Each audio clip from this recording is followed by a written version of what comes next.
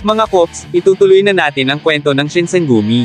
Sa kabanatang ito, mabubunyag ang isang masakit na katotohanan, may isa sa kanila ang nagtaksil.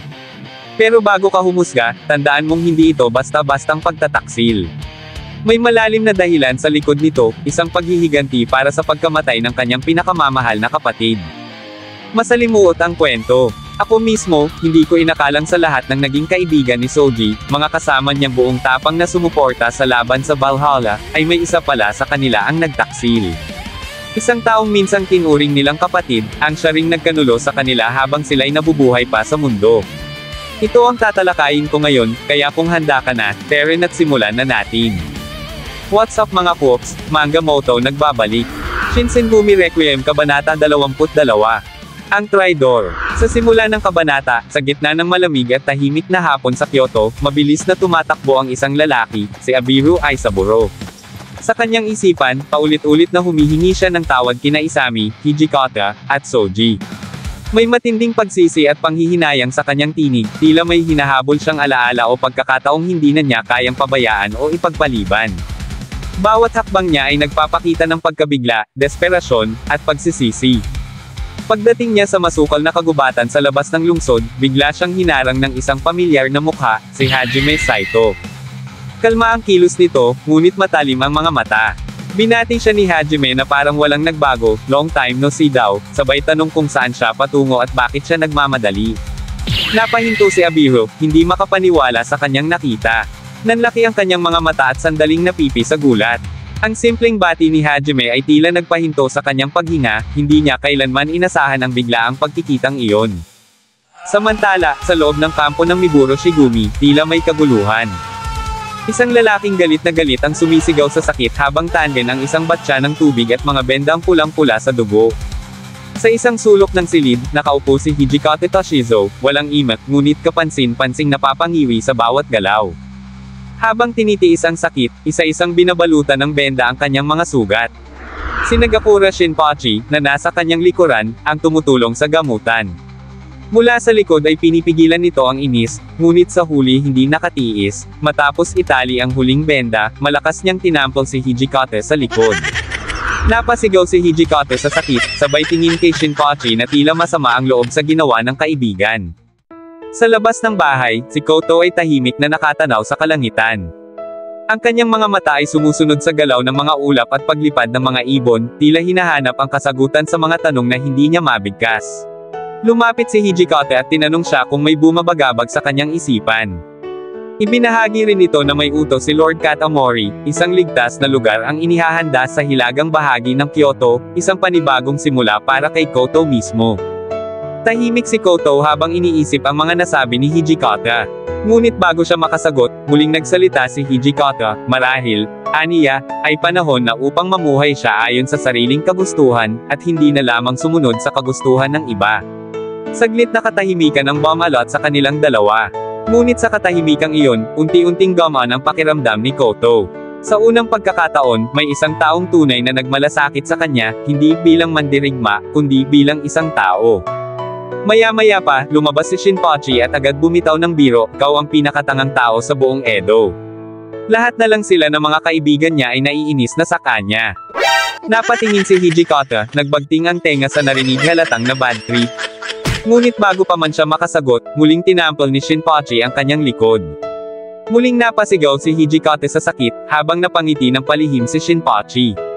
Nagkapalitan ng maaanghang na salita ang dalawa, hanggang sa nauwi sa pag-aasaran at santukan. Ngunit sa gitna ng kulitan, isang mahinang tawa ang pumukaw sa kanila, si Koto. Ang kanyang ngiti ay payapa, at ang kanyang tawa ay musika sa gitna ng kaguluhan. Napangiti rin sina Hijikata at Shinpachi. Sa pagkakataong iyon, nakita nila ang isang ekspresyon na bihira sa mukha ni Koto, isang tunay at taos-pusong kasiyahan na hindi kayang tumbasan ng kahit anong yaman sa mundo. Hindi nagtagal, dumating sina Kondo Isami at Yamanami Keisuke, agad nilang tinawag sina Shinpachi at Hijikata, na parehong nagtaka kung anong meron. Tinanong ni Kondo kung nakita ba nila si Abiru. Hindi raw nila ito nakikita simula pa kahapon. Sumunod na itinanong sa kanila kung nakita rin ba nila si Saito. Isa sa kanila ang nagsabi na baka nag-iikot lang ito gaya ng dati. Ngunit kapansin-pansin ang pagkabahala ni Kondo at Yamanami. Nang tanungin ni Hijikata si Isami Kondo, na nooy parang balisa at tila nakakita ng multo, kung may problema ba kay Abiro, doon na nila ibinahagi ang masamang balita. Sa susunod na panel, makikita ang isang bahay kainan. Magkasama roon sina Abiro at Saito, na matagal nang hindi nagkita. Halatang nababalisa si Abiro habang tinatanong kung kailan lang bumalik si Saito sa Kyoto. Ayon sa kanya, sana raw ay nagsabi ito ng mas maaga. Nabanggit ni Abiro ang tungkol sa Mitarashi dumplings na ibinebenta sa tea house ng Shimogamu Shrine, na itanong kung natikman na ba ito ni Hajime. Hindi pa raw niya nasusubukan, kaya agad inirekomenda ni Abiro na dapat tikman niya ito. Habang kumakain, naikwento rin ni Abiro ang isang alaala nila sa Edo, panahong tinakasan nila ang ensayo para lang makakain. Napangiti si Saito nang maalala ito, lalo na ang pagkakataong bumili sila ng isang piraso lang ng dumpling para mahati nilang dalawa. Nag-alok si Abiro na kung gusto ni Saito, maaari silang lumabas bukas para kumain muli, dahil abala siya ngayon. Nakangiti namang tumango si Saito, sabay sabing hindi talaga nagbabago si Abiro. Ngunit ilang sandali pa'y naging seryoso ang mukha ni Saito. Naitanong niya kung bakit nagawa ni Abiro na ipagkanulo sila. Pinagpawisan ng malamig si Abiro sa tanong. Hindi raw niya alam ang sinasabi ni Saito, matagal na siyang nasa Kyoto at mag-iisang taon na mula nang lumipat siya roon. Sunod na ipinakita sa panel ang isang lalaking tila nagtatanong kung sino ang nasa harap niya. Wala pang sagot ay pinutol na ng kaharap ang kanyang ulo. Dito ibinunyag na ang mga utak sa likod ng paghihiganti laban sa Bakugo at sa mga kaalyado nito ay ang mga taga-Tosa at Chosho, mga pinuno ng kilusang Son no Joy. Nang mapasailalim sa Eizo domain ang Miburo Shigumi, mas lalong lumala ang tensyon laban sa Chosho at Tosa. Paglalahad ni Saito, kahit pa nakita niya ang kaibigan ng personal, hindi pa rin siya makapaniwalang si Abiro nga ang nakita niyang kausap ni Kusaka Genzui ng Chosho. Lihim silang nag-uusap, at hindi iyon madaling kalimutan. Naalala pa ni Saito na galing mismo kay Abiro ang sabi-sabing konektado ito sa pamilyang Shiikan. Galit na galit si Abiro. Ayon sa kanya, wala siyang pagpipilian noon, si Kusaka ang unang lumapit, may kasunduan silang ginawa. Kailangan niyang ibigay ang impormasyon tungkol sa Miburo Shigumi at Eizo. Kapalit nito ay ang kaalaman tungkol sa lalaking pumatay sa kapatid niya. Sunod na tagpo ay bumalik sa mga pangyayaring naganap 9 na taon na ang nakalilipas, taong 1854 sa Edo. Sa isang pagtitipon ng mga mandirigma sa isang dojo, makikita ang kapatid ni Abiro na nasa kalagitnaan ng pagsasanay. Mabilis niyang nasagot ang unang atake ng kalaban at pinahanga ang mga nanunood. Napag-usapan ng mga naroon na ibang klase ang kakayahan ng lalaki. Kahit si Seiichiro, 12 taon lang ang tanda kay Abiro, ay itinuturing ng huwaran. Ikatlong anak siya ng isang pamilya mula Tsushima Fuchu Domain. Para kay Abiro, siya ang susunod sa yapak nito. Habang pinapanood siya ng nakababatang kapatid, muling lumaban si Seiichiro. May ilan sa mga nanunood na nagtanong kung talagang magkapatid sila, dahil tila napakalayo ng agwat ng kanilang husay at lakas. Kinagabihan, pauwi na ang magkapatid. Tahimik si Abiro, hanggang sa maisip niyang humingi ng tawad. Alam ni Seiichiro ang iniisip ng kapatid, kaya tinanong niya ito.